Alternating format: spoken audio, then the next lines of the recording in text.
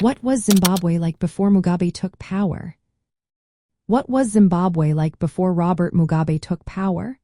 To understand this, we must look back at the history of Zimbabwe, which was known as Rhodesia before 1980. The country had a rich tapestry of cultures and traditions shaped by its diverse ethnic groups, mainly the Shona and Ndebele peoples. These groups had established farming and pastoral communities long before colonial rule took hold.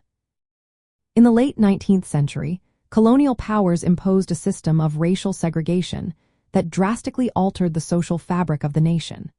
White settlers controlled the best agricultural land and dominated the economy. The African majority faced significant disenfranchisement, confined to reserves and subjected to labor exploitation. This created a society marked by deep social inequalities and tensions, which fueled the rise of nationalist movements. Economically, Rhodesia was one of the more developed regions in Africa. The agricultural sector thrived, primarily due to white-owned commercial farms producing cash crops like tobacco and maize. Mining also played a crucial role, especially gold and other minerals, contributing significantly to the economy.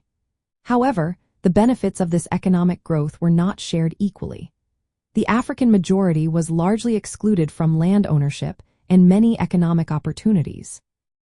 African workers often endured harsh conditions in mines and farms, receiving limited wages and living in poor conditions. The economy was dualistic, with a modern sector controlled by the white minority and a subsistence sector where most Africans lived. This economic disparity was a root cause of social unrest and dissatisfaction. Historically, Zimbabwe was part of extensive trade networks connecting southern Africa to the Indian Ocean. Pre-colonial states like the Rozwi Empire engaged in trade, exchanging gold and ivory for luxury items. However, colonialism disrupted these trade traditions, leading to further economic challenges. From a socialist viewpoint, the pre-Mugabe period can be seen as one of colonial capitalist exploitation and racial oppression.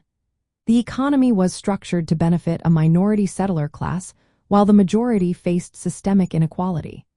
This context set the stage for the socialist policies Mugabe would later implement, aiming to address these imbalances through land reform and economic redistribution.